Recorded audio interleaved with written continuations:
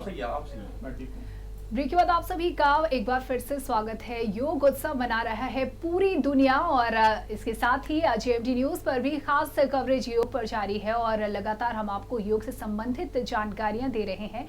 और हमारे साथ स्टूडियो में एक बहुत ही खास मेहमान मौजूद हैं, योग साधक अंशित हमारे साथ मौजूद हैं। बहुत बहुत स्वागत है आपका सबसे पहले तो। और मैं चाहूंगी कि आप बताएं हमारे दर्शकों के कब से आप योग की साधना कर रहे हैं, अब तक किस किस तरह से क्या कुछ लाभ आपने लोगों को पहुंचाया है। देखिए, मैं लगभग 8 वर्षों से योग में हूँ जी और योग में मैंने पीएचडी भी करी हुई है। जी जी। योग के द्वारा जो मेरा मुख्य कार्य है, हम दो चीज़ों पर ज़्यादा फोकस करते हैं। एक तो योग की शिक्षा का प्रचार प्रसार करना, हाँ जी, और दूसरा योग के माध्यम से अनेक प्रकार के रोगों को दूर करना। जी योग की शिक्षा के प्रचार प्रसार के लिए हम कई सारे टीचर ट्रेनिंग कोर्सेज कराते हैं। जी जी। उसमें कई गवर्नमेंट कोर्सेज भी होते हैं, कई नॉन गवर्नमेंट कोर्सेज भी होते हैं, कई डिप्लोमा कोर्सेज भी जी, होते हैं। ये बड़ी बात है कि आप सिखा भी रहे हैं और लोगों को लाभ भी पहुंचा रहे हैं और सिखा भी रहे हैं कि ये जो लाभ पहुंचाने का सिलसिला है ये भी बढ़ता जाए, बहुत जरूरी है। बहुत शुभकामनाएं आपको इसके लिए।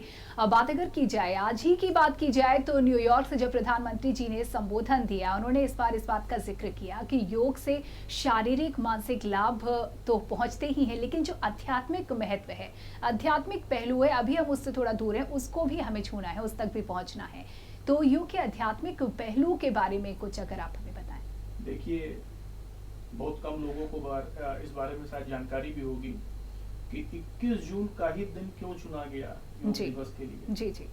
21 जून का महत्व हमारे आध्यात्मिक रूप से भी काफी ज्यादा होता है। इस दिन हमारी ग्रीष्म संक्रांति समाप्त होती है और सूर्य दक्षिणयान होता है। जी।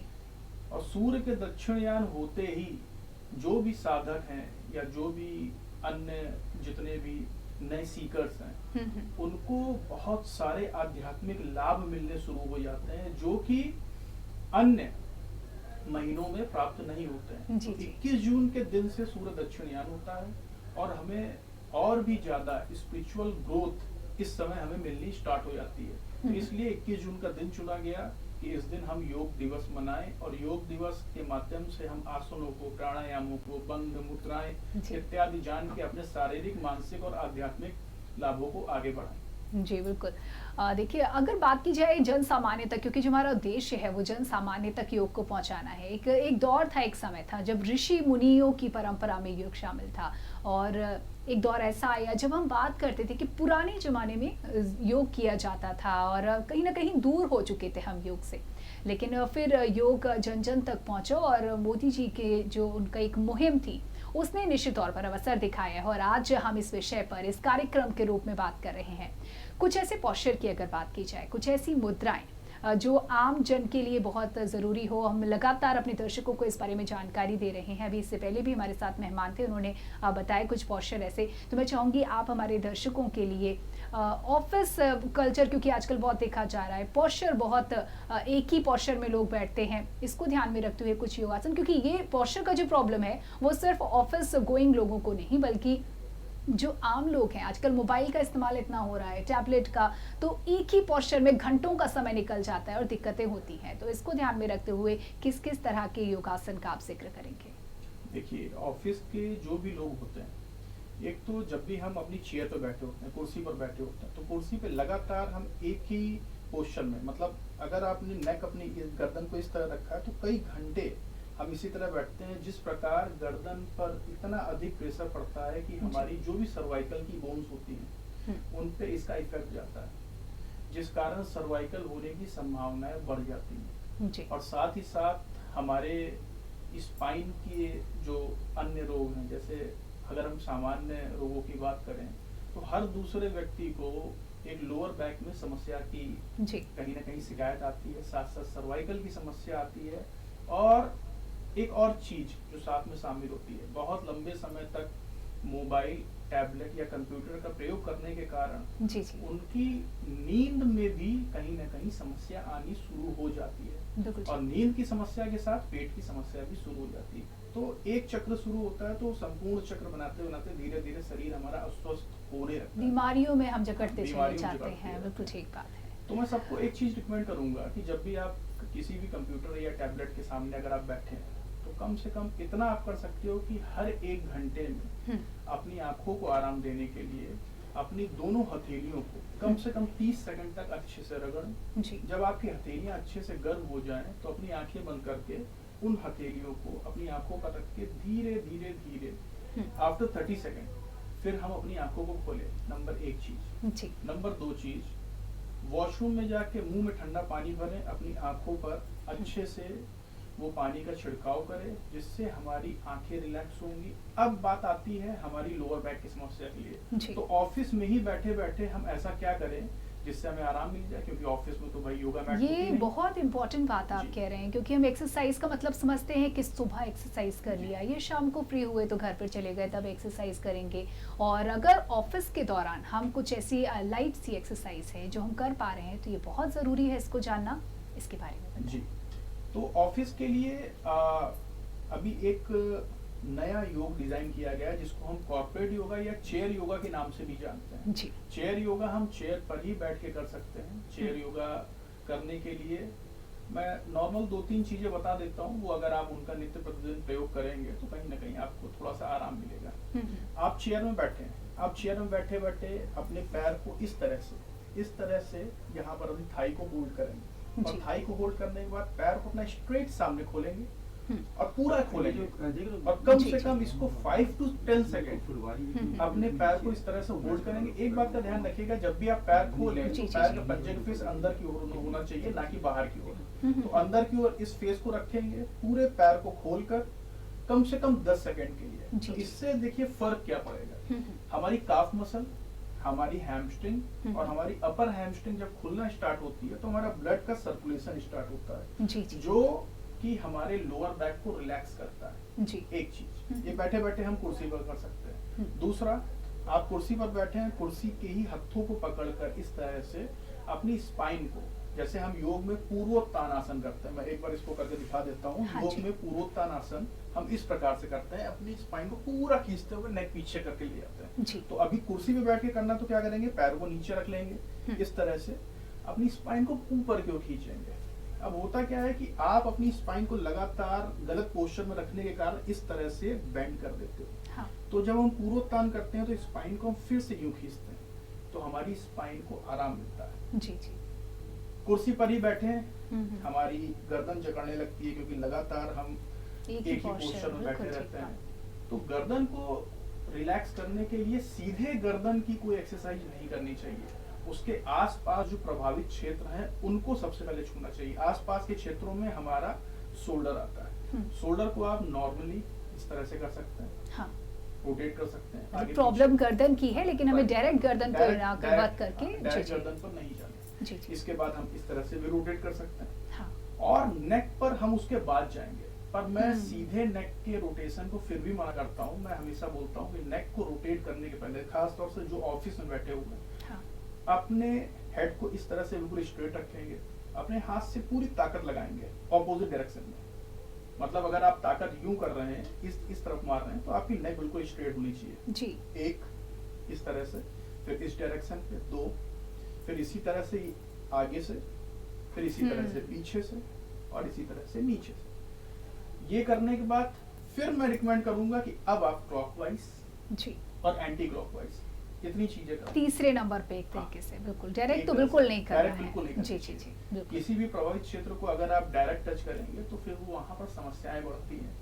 और किसी को भी सर्वाइकल है तो कोई भी फिजियोथेरेपिस्ट या कोई भी डॉक्टर या कोई भी योगा टीचर कभी भी नेक के कोई भी रोटेशन नहीं करवाते हैं। जी। अगर वे पुराने टीचर हैं, थोड़े से अनुभवी हैं, तो वो सीधे आपको अगर नेक की कोई भी एक्सरसाइज कराएंगे तो इसी प्रकार की एक्सरसाइज सबसे पहले कराना स्टार्ट करते हैं। जब नेक धीरे धीरे रिकवर होती है तब अन्य मूवमेंट्स वो स्टार्ट कराते हैं। बिल्कुल। देखिए, सर्वाइकल का आपने जिक्र किया, ये प्रॉब्लम इतनी कॉमन हो गई है, समझ में नहीं आता कि कैसे हो जाती है। फ्रोजन शोल्डर से भी इसे रिलेट करके कई बार एक ही समझा जाता है या बिगनिंग समझी जाती है। फ्रोजन शोल्डर और सर्वाइकल क्या किस तरीके से एक दूसरे से रिलेटेड है? देखिए, जैसा कि हम लोग सर्वाइकल बोलते हैं तो सर्वाइकल में जो हमारी सर्वाइकल बोन्स होती है, 5 बोन्स होती है, C1, C2, C3, C4 and C5, ये कहीं ना कहीं हमारे शोल्डर तक आ जाती है। होता क्या है कि इसमें कहीं ना कहीं आधुनिकीकरण के कारण या जो भी मशीनीकरण आज के युग में होने लगा है, इस कारण भी इसका एक बहुत बड़ा दोष है। एक छोटी सी बात बताते हैं, पुराने समय में हमारे पास गाड़ी में स्क्रीन नहीं होती थी बैक गियर के लिए, जी अब हम हाँ। गाड़ियों को इस तरह से पीछे बैक करते थे। हाँ कम जी। से कम दिन में 2-4 बार हम अपनी गर्दन को इतना तो घुमा कर ही लेते लेते थे। जी, जी, परंतु बिल्कुल। आज के समय में आप खुद इस बात को सोचिए कि आप दिन भर में कितनी बार अपनी नेक को इस तरह से या इस तरह से पूरा रोटेट कर पा रहे जी। हैं। आप नहीं करते हो। नेक ना रोटेट होने के कारण यहाँ की जो भी नर्व्स हैं वो धीरे धीरे हमारे शोल्डर पर भी इम्पैक्ट डालती हैं, तो हमारा शोल्डर भी ब्लॉक होने लगता है।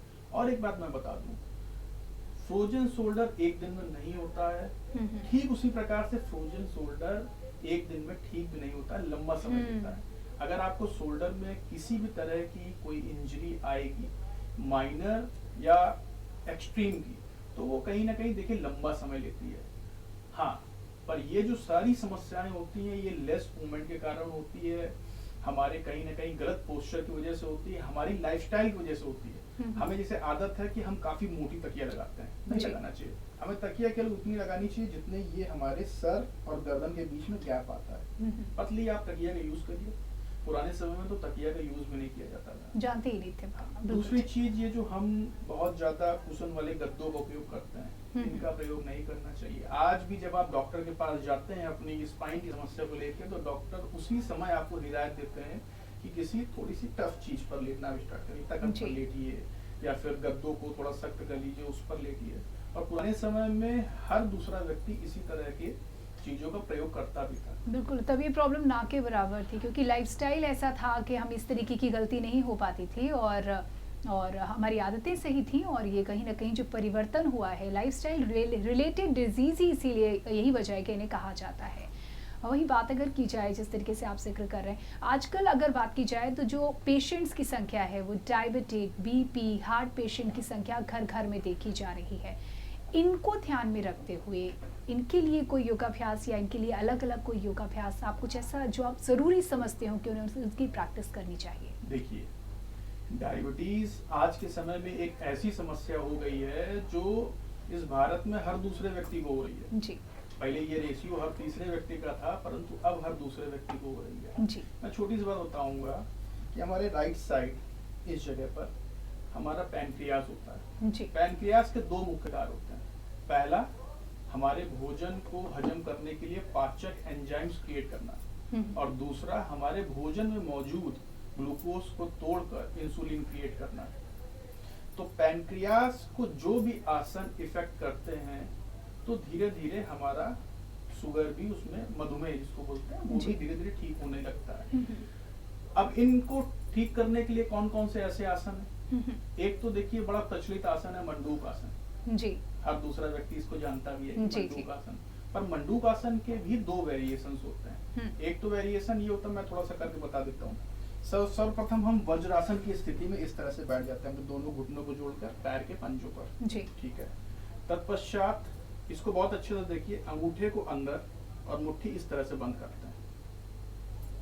अपनी नाभि के दाहिने और बाईं तरफ, मतलब राइट और लेफ्ट साइड, अपनी मुट्ठी को इस तरह से रखते हैं।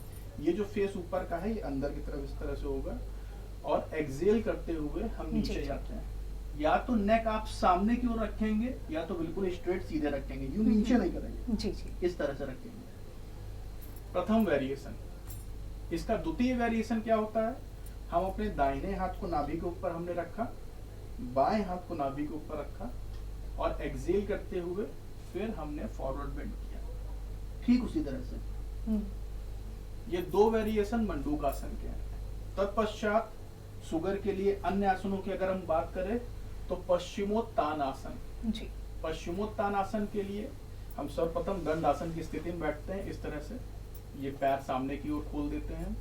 तत्पश्चात श्वास भरते हुए, इनहेल करते हुए दोनों हाथों को ऊपर खींचते हैं, और एक्सेल करते हुए अपने पैर को पकड़ के अपने सर को जमीन पर इस तरह से घुटनों के ऊपर लेके आते हैं। इस आसन को पश्चिमोत्तान आसन बोलते हैं। ठीक इसी प्रकार से एक अगला आसन होता है जानु शीर्षासन, जिसको हम हेड टू नी पोज भी बोलते हैं। जानु का अर्थ होता है घुटना, शीर्ष का अर्थ होता है सर आपका। एक पैर को अंदर फोल्ड कर लेते हैं, दूसरा पैर स्ट्रेट सामने होगा, पैर के पंजे का फेस अंदर की तरफ होगा। श्वास भरते हुए, इनहेल करते हुए अपने दोनों हाथों को ऊपर खींचेंगे, अपनी स्पाइन, अपनी मेरुदंड को बिल्कुल सीधा खींचेंगे, और एक्सहेल करते हुए पेट अंदर खींचेंगे और फॉरवर्ड बेंड करेंगे। अपने पैर के पंजे को लॉक करके अपने फोरहेड को अपने घुटने पर इस तरह से टच करेंगे, ठीक इसी प्रकार से फिर वापस आएंगे। तो जो भी आसन जो आपके पैनक्रियास पर इम्पैक्ट डाल रहे हैं, वे सभी आसन मधुमेह के लिए, शुगर के लिए सर्वोत्तम आसन होते हैं, और कहीं ना कहीं इनके बहुत सारे लाभ भी हमको मिलते हैं। एक मैं महत्वपूर्ण चीज बताना, देखिए भूल गया, वो हमारे जितने भी व्यूअर्स हैं उनको जानना चाहिए। हमें पानी पर्याप्त मात्रा में पीना चाहिए। हर 20 किलो पर 1 लीटर पानी हमें पीना चाहिए। मान लीजिए आप 60 किलो के हैं, तो आपको कम से कम 3 लीटर पानी पीना अति आवश्यक है। क्योंकि योग की भाषा में अगर आप समझेंगे तो हमारे शरीर की जितनी भी गंदगी है वो मल, मूत्र और पसीने के ही माध्यम से सदैव बाहर जाती है। मल आप त्याग तभी अच्छे से कर पाएंगे जब फाइबर बॉडी में अच्छा जाएगा। मूत्र का त्याग तभी कर पाएंगे जब अच्छी मात्रा में आप पानी पी रहे होंगे, और पसीना आपके शरीर से बाहर तभी आएगा जब आप रेगुलर किसी न किसी रूप में वर्कआउट कर रहे होंगे। जी बिल्कुल बेसिक थी, लेकिन बहुत महत्वपूर्ण ये जानकारी थी। इसके साथ साथ एक और बेसिक बात का मैं आपसे जिक्र करना चाहूंगी। इनहेल एक्सेल, आप ब्रीदिंग की क्योंकि हम बात कर रहे हैं, बहुत सारे लोगों को इस बात का कंफ्यूजन होता है कि जब सांस अंदर लेते हैं तो पेट अंदर की तरफ जाना चाहिए या पेट छोड़ते हुए, तो ये ब्रीदिंग का जो करेक्ट पोस्चर है, ब्रीदिंग का जो करेक्ट प्रोसेस है, वो क्या है? चलिए, बहुत अच्छा प्रश्न है आपका। होता क्या है कि बेसिक चीज है, जब भी हमें आसन में ताकत लेनी, जैसे मान लीजिए किसी पोस्चर में हमें ताकत लगानी है, हाँ। तो नॉर्मल है हम इनहेल करेंगे, इनहेल करके ही हम एनर्जी बटोरते हैं। जी। अब जब इनहेल करेंगे तो स्वाभाविक है, जब हमने सांस भरी है तो पेट में सांस भरेगी तो पेट फूलेगा, ठीक है। उसके बाद जितने भी आसन है जिसमें हमें अपने शरीर को सिकोड़ना है, बॉडी को स्ट्रेंथ करना है, तो उन सारे आसनों में हमें एक्सहेल करना है। एक्सहेल करके हमें अपने पेट की, अपने लंग्स की वायु को बाहर छोड़ना है, जिससे हम अपनी बॉडी को सिकोड़ पाए, छोटा कर पाए। तो एक्सहेल करने पर हम अपनी सारी वायु को, पेट की, फेफड़ों की, उसको बॉडी के बाहर निकालते हैं, पेट को अंदर खींचते हैं, और इनहेल करने पर पेट में, फेफड़ों में अपनी हवा भर के उसको पूरी तरह से श्वास को अंदर भरते हैं। जी, तो देखिए ये कंफ्यूजन बेसिक है, बेसिक पॉइंट्स पर बात हो रही है, क्योंकि अब बहुत सारी बातें होती हैं, लेकिन अक्सर होता ये है कि जो बेसिक बातें होती हैं वो रह जाती हैं और हम गलतियां कर जाते हैं, तो उतना फायदा में नहीं मिलता और कभी कभी तो नुकसान भी उठाना पड़ जाता है। कुछ ऐसे पोस्चर्स के बारे में हमें बताएं जो आप जन सामान्य में प्रचलित देखते हैं, पाते हैं, लेकिन गलतियां करते लोगों को देखते हैं, तो उसके बारे में हमें बताएं, और अच्छा होगा अगर आप करके हमें बताएं कि सही तरीका क्या है। बहुत सारे, देखिए बहुत सारे पोस्चर्स हैं, कई ऐसे पोस्चर्स होते हैं कि लोग करते हैं। अच्छा, उसका एक कारण ये भी है जी, जैसे सरकार की तरफ से तो योग दिवस एक उत्सव की तरह मनाया जाता है जी। हम पिछले 8 वर्षों से देख रहे हैं जी, बहुत मतलब भव्य तरीके से मनाया जाएगा। हर जगह बड़े बड़े इवेंट्स होंगे, स्टूडियोज में योग टीचर्स आते हैं, मतलब बहुत भव्यता के साथ मनाया जाता है। परंतु 1 या 2 दिन बाद से सब अपने पुराने क्रियाकलापों में फिर से व्यस्त हो जाते हैं। बिल्कुल। देखिए, योग को जिस दिन आप अपनी दैनिक दिनचर्या के रूप में, जैसे भोजन और पानी को अपनी दैनिक दिनचर्या के रूप में अपने लाइफस्टाइल में शामिल करके रखा, अगर योग को शामिल कर लेंगे तो ये तय बात मानिए कि किसी भी डॉक्टर के पास आपको कभी भी नहीं जाना पड़ेगा।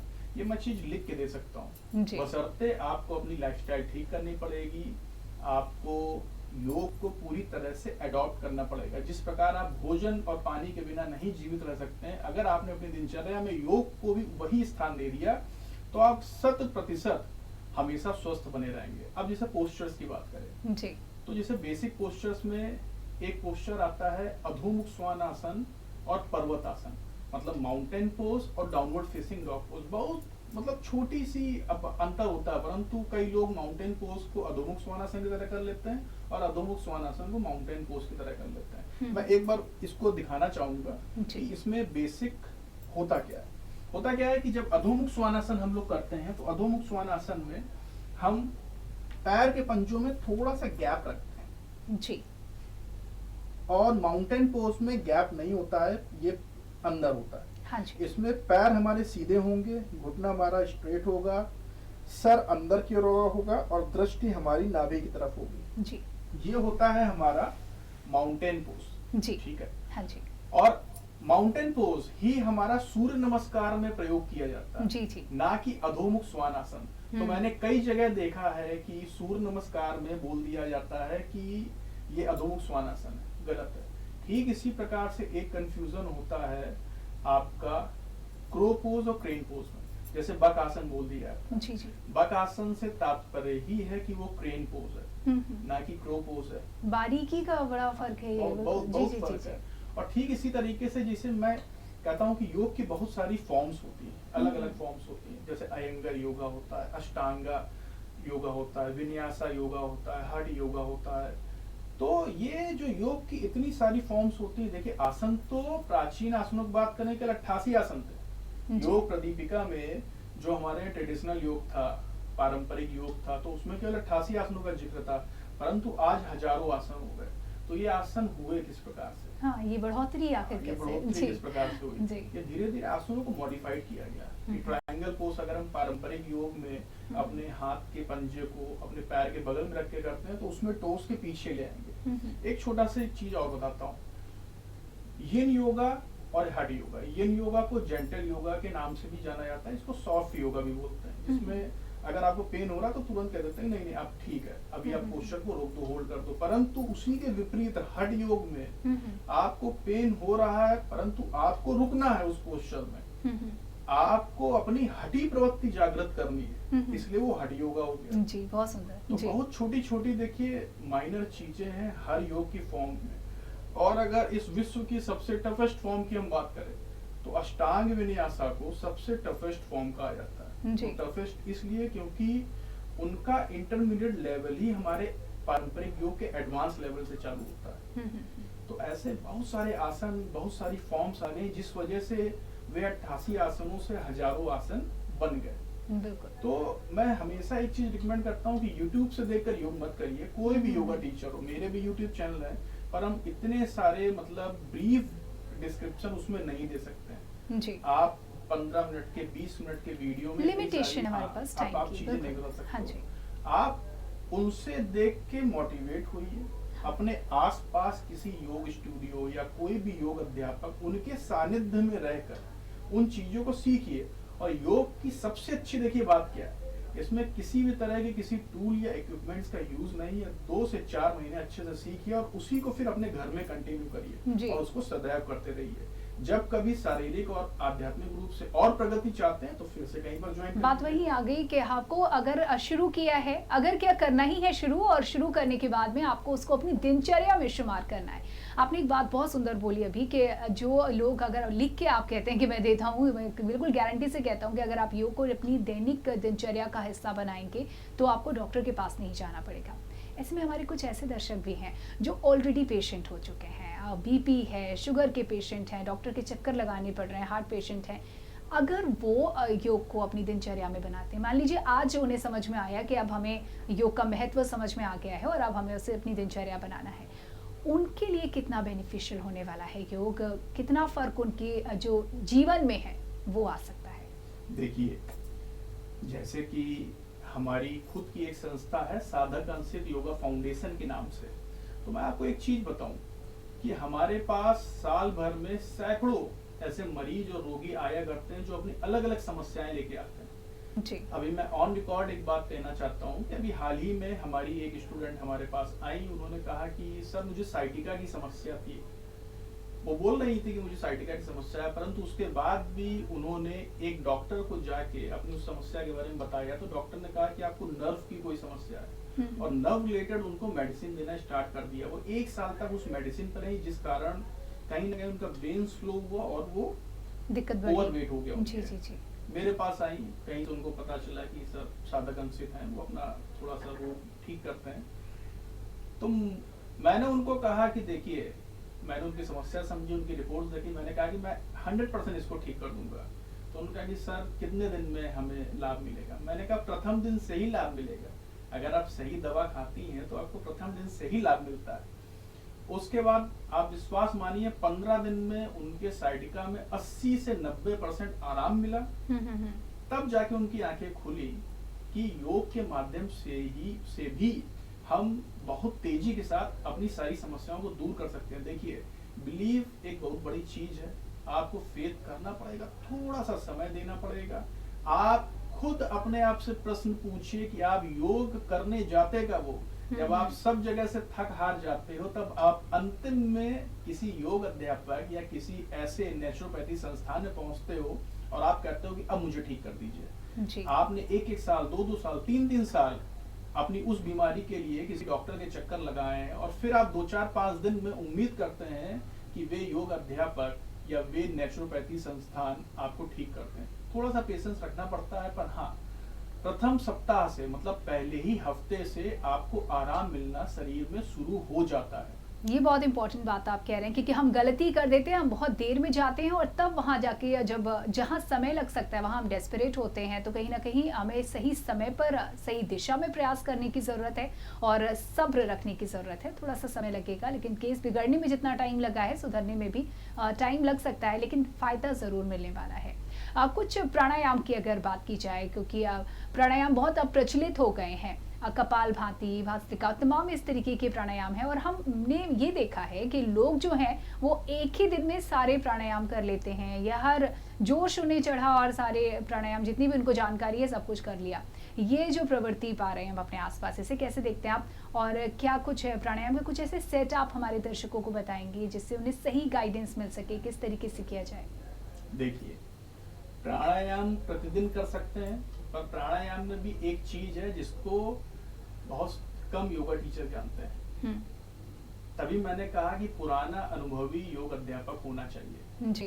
प्राणायाम सदैव एक क्वेश्चन है जो हमेशा आता है, सर पहले करने चाहिए आसनों के या बाद करने चाहिए? हाँ। तो गर्मियों में सदैव प्राणायाम को पहले कर लेना चाहिए। क्यों पहले कर लेना चाहिए? आसनों को करने के बाद बॉडी इतनी ज्यादा गर्म हो जाती है कि तब प्राणायाम करने में असुविधा होती है। जी। ठीक इसी तरह से जाड़ों में आसनों को करने के बाद प्राणायाम करने चाहिए, क्योंकि जाड़ों में बॉडी, आप जब आसन कर लेते हो तो बॉडी आपकी नॉर्मल टेम्परेचर पे आती है, फिर आप प्राणायाम करो। तो ये दो चीजें ध्यान रखिए, गर्मियों में प्राणायाम सदैव आसनों के पहले और जाड़ों में आसनों के बाद। अब प्राणायामों की बात करते हैं, बेसिक 5 प्राणायाम की बात करते हैं। वो अगर हम रेगुलर करें तो उससे हमें बहुत लाभ मिलेंगे। प्रथम प्राणायाम है, मैं जिस सीरियल से बताऊंगा उसी सीरियल से ही इन प्राणायामों को प्रतिदिन करना चाहिए। यानी कि सीरियल हमें मेंटेन, सीरियल भी मैटर करता है। जी, सीरियल मैटर करता है। जिस प्रकार रोटी हम पहले खाते हैं, चावल बाद में खाते हैं, पानी उसके बाद में, तो सीरियल यहाँ है तो ठीक से सीरियल उधर भी चलेगा। एक चीज। दूसरी चीज, जिस प्रकार से आपको भोजन प्रतिदिन करने से किसी प्रकार की हानि या नुकसान नहीं होता, ठीक उसी प्रकार से प्राणायाम प्रतिदिन करने से किसी प्रकार की हानि या नुकसान नहीं है, बशर्ते उसे कोई सीवियर समस्या ना हो। अभी मैं उस पर जिक्र करूंगा आगे। तो प्रथम प्राणायाम हमारा होता है अनुलोम विलोम प्राणायाम, जिसको नाड़ी शोधन प्राणायाम के नाम से भी जानते हैं। जी जी। नाड़ी शोधन प्राणायाम क्यों बोलते हैं? बोलते हैं कि हमारे शरीर में लगभग 1.5 लाख से ज्यादा नाड़ियां होती हैं। नाड़ियों से मेरा तात्पर्य है जिसमें हमारी जीवन शक्ति, हमारी प्राण शक्ति होकर ट्रेवल करती है, बहती है। 72,000 नाड़ियों का जिक्र हुआ। उन 72,000 नाड़ियों को भी जब संशोधित किया गया तो 3 मुख्य नाड़ी जिनका जिक्र आता है वो है इड़ा, पिंगला और सुषुम्ना। इड़ा नाड़ी कौन सी होती है? इड़ा नाड़ी हमारी लेफ्ट नॉस्ट्रिल, बाई नासिका, इसको चंद्र नाड़ी भी बोलते हैं। क्यों? क्योंकि ये हमारे शरीर को ठंडा करती है। हमारी राइट नॉस्ट्रिल, राइट नाड़ी दाहिनी तरफ की, इसको पिंगला नाड़ी बोलते हैं। ये सूर्य नाड़ी के नाम से भी जानी जाती है। ये हमारे शरीर को गर्म करती है और साथ साथ एनर्जी के साथ हमारे पाचन तंत्र को भी मेंटेन करने का काम करती है। तत्पश्चात ये दोनों नाड़ियां जिसमें जाके मिलती हैं तो उसको बोलते हैं सुषुम्ना नाड़ी।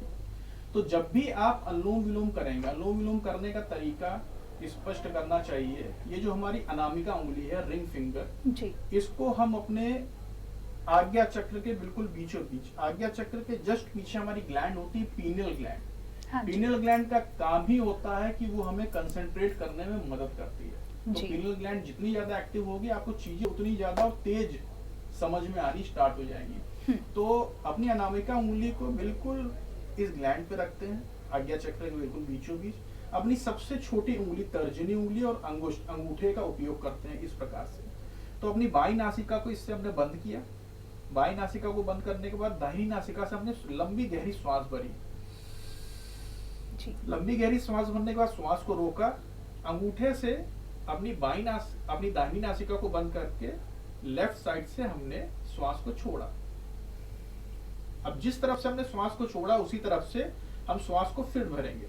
कुल मिला के अगर राइट नॉस्ट्रिल से हमने श्वास को भरा है तो लेफ्ट नॉस्ट्रिल से सांस को छोड़ेंगे, फिर लेफ्ट से ही सांस को भरेंगे, राइट साइड से सांस को छोड़ेंगे, फिर राइट साइड से सांस को भरेंगे और लेफ्ट साइड से। इस प्रकार करने से क्या होता है, जब भी आप अनुलोम विलोम करना स्टार्ट करेंगे तो तुरंत जान जाएंगे कि आपकी कोई एक नाड़ी ज्यादा एक्टिव है, सूर्य नाड़ी या चंद्र नाड़ी। अगर चंद्र नाड़ी एक्टिव है तो इट मीन्स कि उस समय आप आलस में होंगे, बॉडी रिलैक्स मोड में होगी।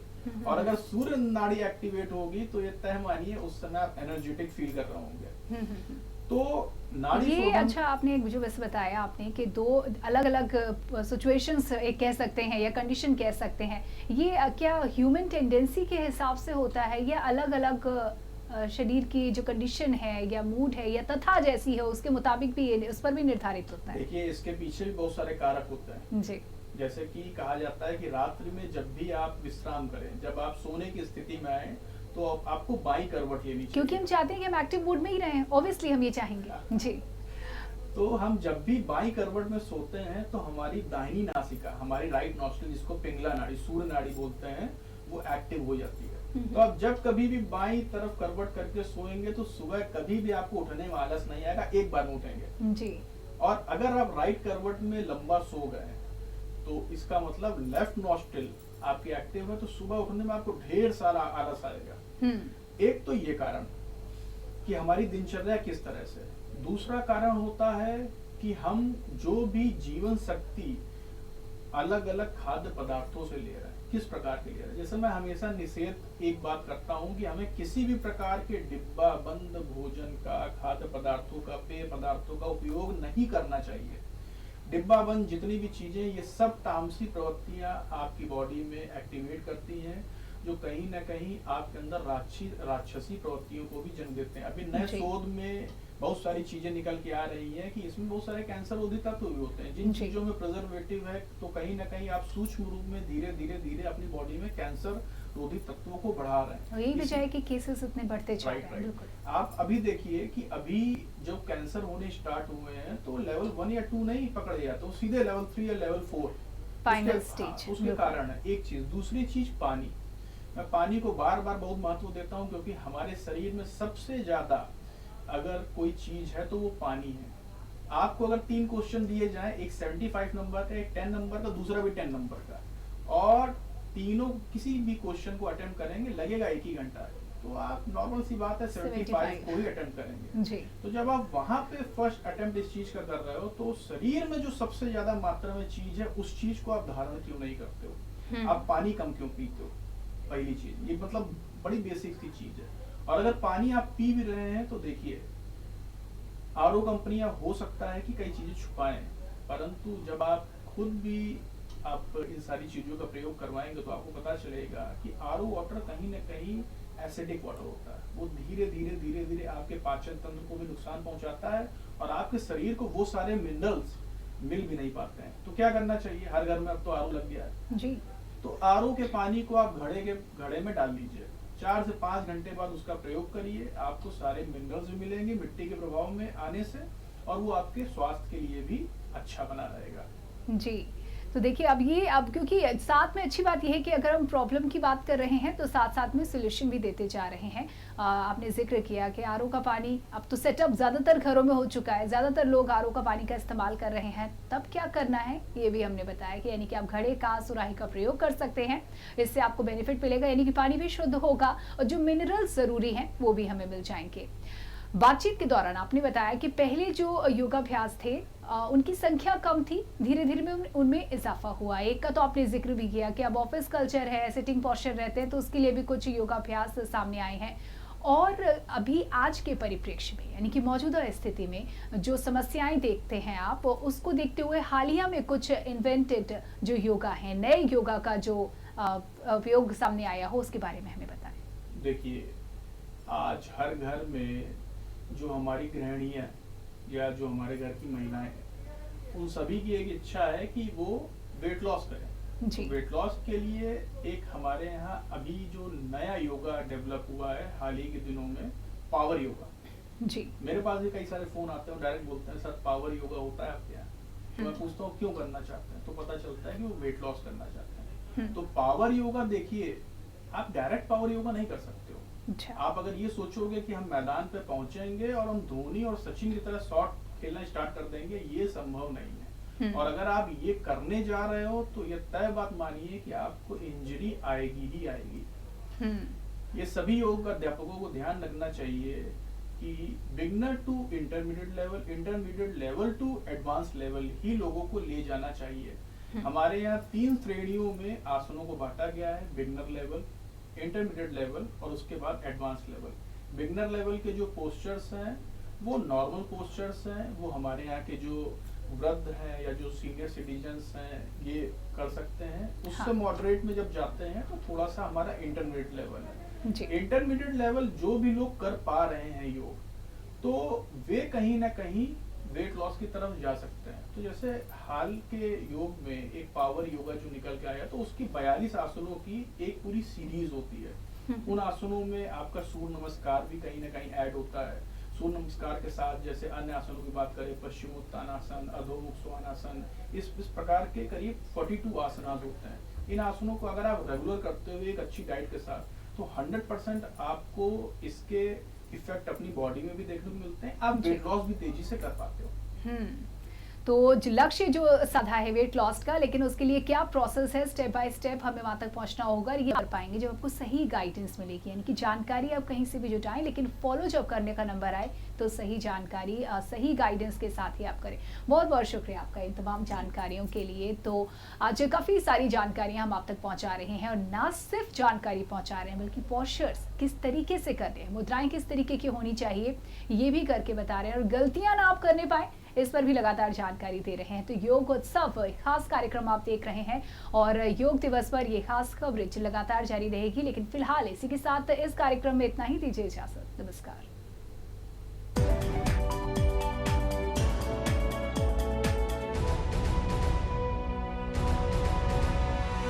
नेत्रालय अब आपके शहर कानपुर में